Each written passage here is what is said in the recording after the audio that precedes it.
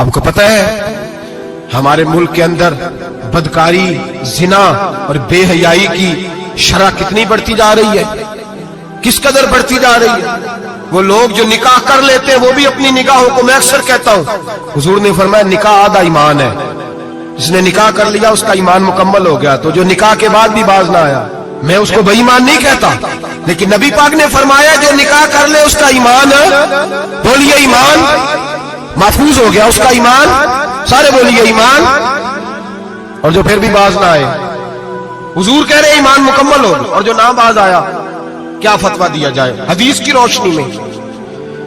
میرے نبی پاک کی بارگاہ میں عورتیں آئیں توبہ کرنے، بیعت کرنے، مسلمان ہونے، تو حضور بیعت لیتے وقت فرمانے لگے میرے ساتھ وعدہ کرو، جھوٹ نہیں بولو گی، غیبت نہیں کرو گی، زنا نہیں کرو۔ ایک عورت بول پڑی، کہنے لگی یا رسول اللہ صلی اللہ علیہ وسلم میں مسلمان تو نہیں پر خاندانی ہوں، میرے گھر والوں کے ذہن میں بھی کبھی زنا کا خیال نہیں آیا، ہم تو اسے خاندانوں کے وقار کے خلاف سمجھتے ہیں۔ روز بری نظر سے کسی کو دیکھنا اور کسی کے بارے میں غلط باتیں، ناراض نہ ہونا، بہت سارے بوڑھے بھی لذت لے لے کے جرم بیان کرتے ہیں، گناہ بیان کرتے ہیں، غلط باتیں کرتے ہیں، کسی عورت کے بارے میں تبصرہ کرتے ہیں، کیا سمجھتے ہیں مرد اور عورت معاذ اللہ تعالیٰ ایک کمرے میں جا کے بدکاری کرے تو وہی زنا ہے؟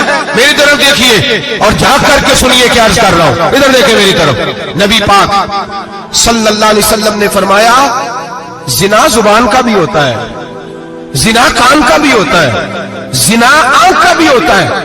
حضور کس طرح؟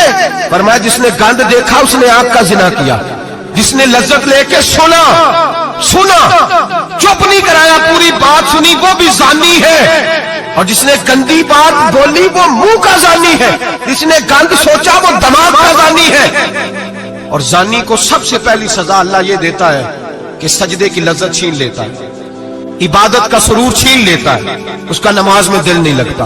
قرآن میں سب سے پہلی سزا اسے اللہ اپنے دروازے سے دور کر دیتا ہے۔ بھائیو آج ہمارے سجدے بے کیف ہیں، آج لوگ غلط جگہ پہ گھنٹوں بیٹھے رہتے ہیں، مسجدوں میں لوگوں کے دلوں کو گھبراہٹ ہوتی ہے، لوگ بھاگتے ہیں۔ میرے نبی پاک نے فرمایا تو نظر کو پاک کر لے، اللہ تیری عبادت میں لذت پیدا فرما دے گا۔ میرے بھائی یاد رکھ لیں اور سن لیں، سب سے کمزور آدمی وہ ہے جس کا ذہن پاک نہیں، سب سے کمزور آدمی وہ ہے جو کردار کا غلط ہے۔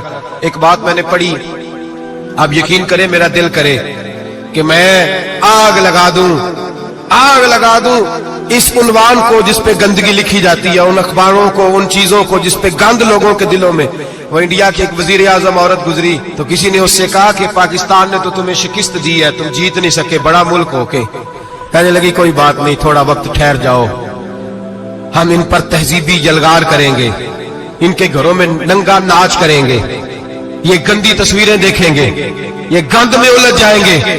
اور جو قوم گند میں الجھ جایا کرتی ہے وہ پھر کسی سے لڑنے کی طاقت نہیں رکھتی، اس کے اندر ڈٹ جانے کی ہمت نہیں ہوتی، اس کی غیرت کے جنازے نکل جاتے، دل کرتا ہے جل جائیں ووٹیں، جل جائیں جہاں سے برائی پھیلتی، تباہ ہو جائے وہ علاقے جہاں سے گند ہوتا ہے۔ لوگ گند کی کمائی کھاتے ہیں، گند کی ایکٹروں کے ساتھ کھڑے ہو کے فوٹویں کھچاتے ہیں اور گناہ پہ فخر کرتے ہیں، اور گندے لوگ کہتے ہیں اللہ کا فضل ہے ہم گند پھیلا رہے ہیں، ثم معاذ اللہ۔ لوگ گناہ پہ فخر کرتے ہیں چوکوں چوراہوں میں۔ محمد بن قاسم آئے ہندوستان پہ راجہ دہر کے مقابلے میں، نوجوان میری طرف دیکھیں اور صحیح ہو کے بیٹھے، خاصے صحیح ہو کے بیٹھے، تقریر نہیں کر رہا، جذبات کا، میرے جذبات سنیں، دل کے پھپولے جل رہے ہیں حسینے کے داغ سے، اللہ کی قسم روح کی گہرائی سے بات کر رہا ہوں، وہ بات کر رہا ہوں جو سینہ کہہ رہا ہے کہ پھٹ جائے اور کہنا نہ پڑے۔ قرآن و حدیث پڑھتے ہیں اور پھر اپنا حال دیکھتے ہیں تو لگتا یہ ہے کہ عذاب قریب آ گیا ہے، لگتا ہے زمین پھٹنے والی ہے، آسمان گرنے والا، لگتا ہے قریب آ گیا سارا کچھ۔ سمجھے کیا عرض کر، یہ بات اگر آپ سمجھ گئے تو قیمت وصول ہو گئی، اس کو سمجھ گئے تو سمجھ لیں آپ کے مزاج کے اندر اللہ نے تبدیلی پیدا کر دی۔ محمد بن قاسم 18 سال کا جوان، ایک عورت کی عزت پر راجہ دہر ہندو نے حملہ کیا، محمد بن قاسم بچانے آئے۔ جب ہندوستان آئے فوج تھوڑی تھی، علاقہ تھوڑا تھا، راجہ دہر کی فوج بہت زیادہ، اور پھر اپنا عرب چھوڑ کے یہاں آ کے ہندوستان میں اس کے علاقے میں اس پہ حملہ کرنا، حالات خراب تھے۔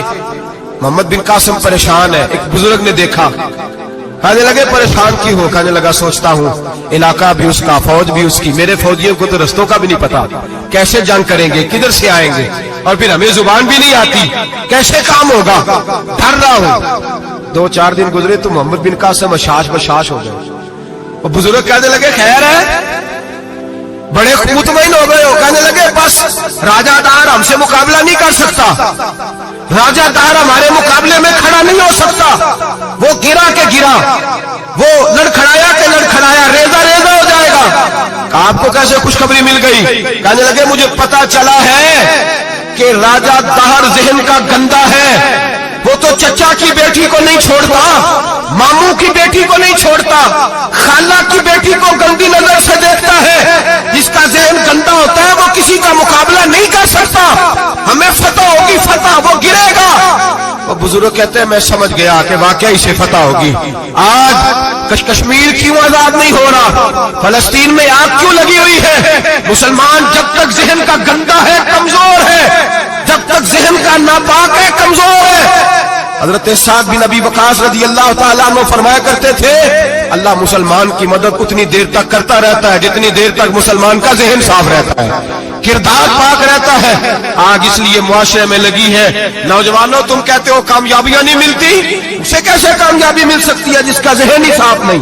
वो कैसे दुनिया की बाजी जीत सकता है जिसकी निगाह ही पाक नहीं? वो कैसे आगे बढ़ सकता है जिसके किरदार में पाकीज़गी नहीं? अपने आप को पाक कर लो, अल्लाह हर मुश्किल में तुम्हारी मदद फरमाएगा, हर रास्ते में तुम्हारी मदद फरमाएगा। और मैंने कहा जब आदमी नापाक होता है तो रब करीम उससे इबादत की लज्जत छीन लेता है, और अल्लाह की सबसे बड़ी सजा ये है कि किसी को सजदा न लंबा करना दे। रब करीम सबसे ज्यादा उससे नाराज है जिसको कुरान पाक के खोलने की तौफीक ना हो।